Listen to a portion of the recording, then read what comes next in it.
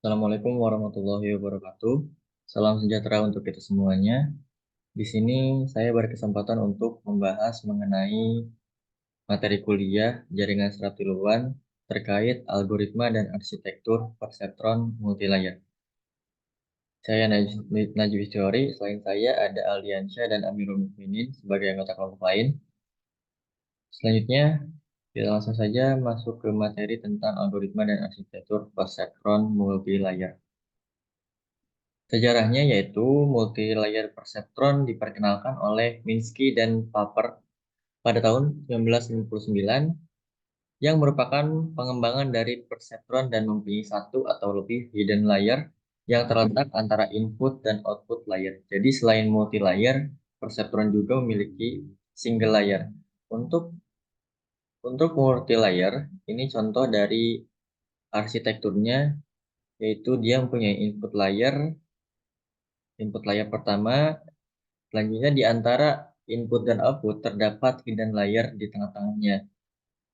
Setelah hidden layer baru kita memasuki output layer. Kenapa menggunakan multi layer perceptron? Sini ada contoh or function. Perceptron dapat belajar semua yang dapat direpresentasikan atau dapat dipisahkan dengan garis linear.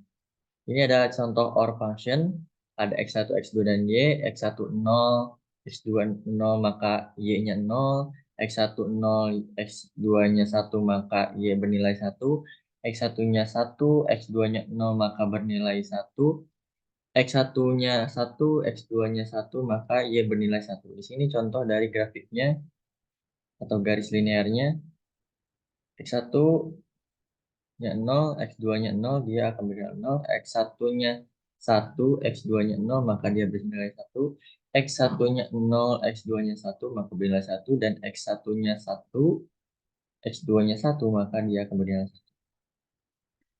Kenapa menggunakan multiplier perceptron selanjutnya? Sini ada XOR function.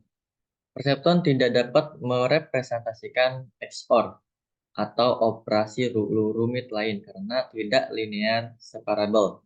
Sehingga dibutuhkan metode yang lebih kompleks seperti MLP atau multilayer perceptron. Nah, jadi perseptron biasa tidak akan bisa memrepresentasikan XOR selain daripada multilayer perceptron. Ini contohnya XOR function, X1-nya sekian, X2-nya sekian, Y-nya sekian. Ini contoh grafiknya. Selanjutnya kita ke pengertiannya. Multilayer perceptron adalah jaringan saraf tiruan atau tiruan feed forward yang terdiri dari sejumlah neuron yang dihubungkan oleh bobot-bobot penghubung. Neuron-neuron tersebut disusun dalam lapisan-lapisan yang terdiri dari satu lapisan input atau input layer, satu atau lebih lapisan tersembunyi atau hidden layer, dan satu lapisan output layer seperti yang tadi kita bahas di slide pertama.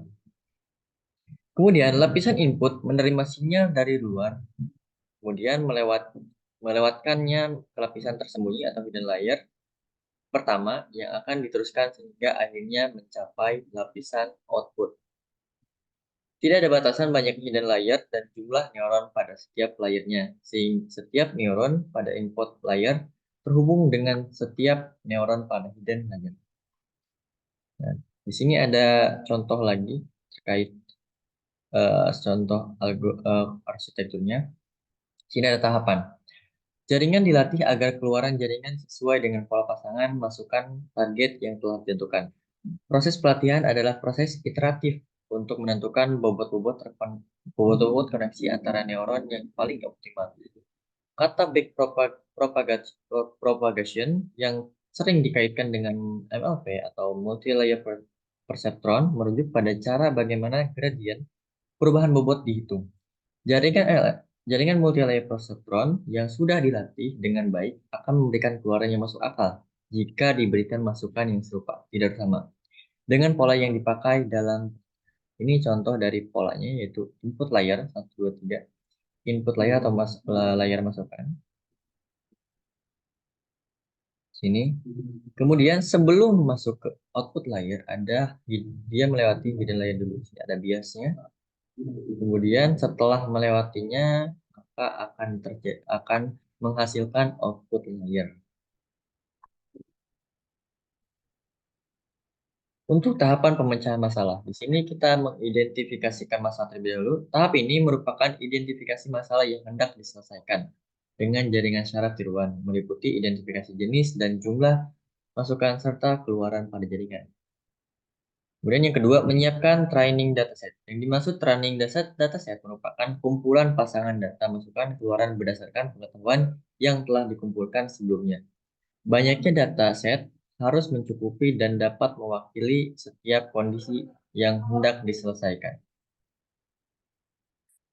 Kemudian yang ketiga, inisiasi dan pembentukan jaringan. Tahap inisiasi meliputi penentuan topologi, pemilihan fungsi aktivasi, dan pemilihan fungsi pelatihan jaringan. Penentuan topologi adalah penentuan banyaknya hidden layer dan penentuan jumlah neuron pada input layer, hidden layer, dan output layer. Kemudian selanjutnya yaitu simulasi jaringannya. Dilakukan untuk melihat keluaran jaringan berdasarkan masukan bobot neuron dan fungsi aktivasinya. Setelah itu, kita melakukan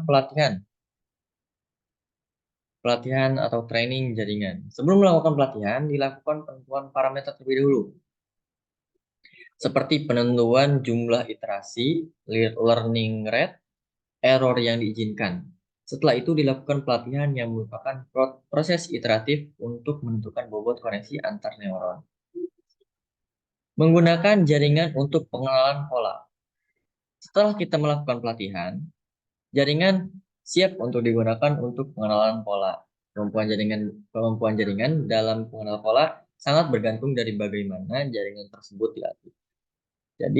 Jadi fungsi pelatihan ini sangat menentukan sangat menentukan apakah bisa digunakan untuk pengenalan pola atau tidak. Ini contoh mengaplikasikan atau penggunaan aplikasi metode multilayer perceptron. Jadi multilayer perceptron ini merupakan metode yang cocok untuk menyelesaikan masalah yang tidak linear dan non-deterministik. Kemudian ada contoh-contoh dari aplikasi dari multilayer perceptron, yaitu untuk speech recognition, yaitu speech ini kan berbicara, kemudian untuk image recognition untuk melihat gambar, kemudian untuk software mesin translasi. Itu saja presentasi yang dapat saya sampaikan. Kurang dan lebihnya mohon dimaafkan. Kesalahan ada dari saya. Kesempurnaan yang Allah Subhanahu wa taala. Sekian, terima kasih. Wassalamualaikum warahmatullahi wabarakatuh.